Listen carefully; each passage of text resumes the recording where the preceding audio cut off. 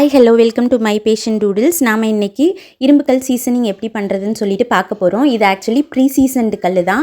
But நான் வாங்கிட்டு wash பண்ணி துடைக்காமல் வச்சுட்டேன். அதனால் திரும்ப அது ரஸ்ட் ஃபார்ம் ஆகிடுச்சு. ப்ரீ சீசன் பண்ண கல்லாக இருந்ததுன்னா நான் டாக்ஸின்ஸ் ரிமூவ் பண்ணுறதுக்காக ஒரு ஸ்டெப் வெங்காயம் போட்டு பண்ணுவேன். அதுலேருந்து ஃபாலோ பண்ணிக்கோங்க. ஒரு வேளை ப்ரீ சீசன் பண்ணலை அப்படின்னா இப்போ நான் ஃபஸ்ட்லேருந்தே நான் சொல்கிற ஸ்டெப்ஸை ஃபாலோ பண்ணிக்கோங்க.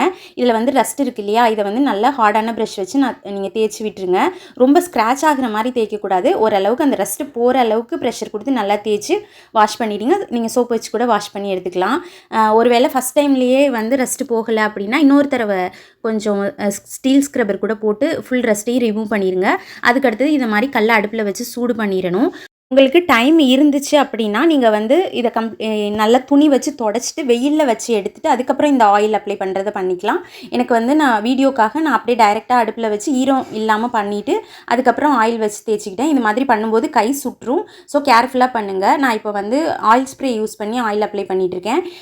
ஆயில் எப்படி மேனேஜ் பண்ணுறது அப்படின்னு சொல்லி நான் ஒரு வீடியோ போட்டிருக்கேன். ஒரு வேளை நீங்கள் புது வியூவராக இருக்கீங்க அப்படின்னா இதோட லிங்க் நான் கீழே ஷேர் பண்ணுறேன்.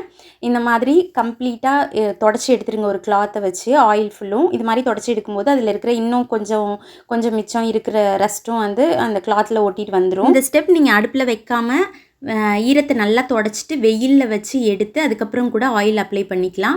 பட் அடுப்பில் சூடு பண்ணி ஆயில் அப்ளை பண்ணிங்க அப்படின்னா அந்த சூடு காயிற வரைக்கும் கல்லை விட்டுருங்க. ஒன்ஸ் சூடு ஆறுனதுக்கு அப்புறம் வெயிலில் வச்சாலும் சரி அடுப்பில் வச்சாலும் சரி ஆயில் அப்ளை பண்ணி சூடு ஆறுனதுக்கு அப்புறமா திரும்ப அடுப்பை சிம்மில் வச்சுட்டு கல்லை சூடுபடுத்துங்க. இந்த டைம் கல் சூடானதுக்கு அப்புறமா ஒரு 2 ஸ்பூன் எண்ணெய் விட்டு கொஞ்சம் பொடியாக நறுக்கின வெங்காயத்தை கல்லில் சேர்த்து அந்த வெங்காயம் ஃபுல்லாக வதங்குற வரைக்கும் அதில் போட்டு வதக்கி எடுத்துருங்க. இதில் முக்கியமான விஷயம் என்னென்னா கல் ஃபுல்லாகவும் அந்த வெங்காயத்தை போட்டு நம்ம பெரட்டி எடுத்துடணும்.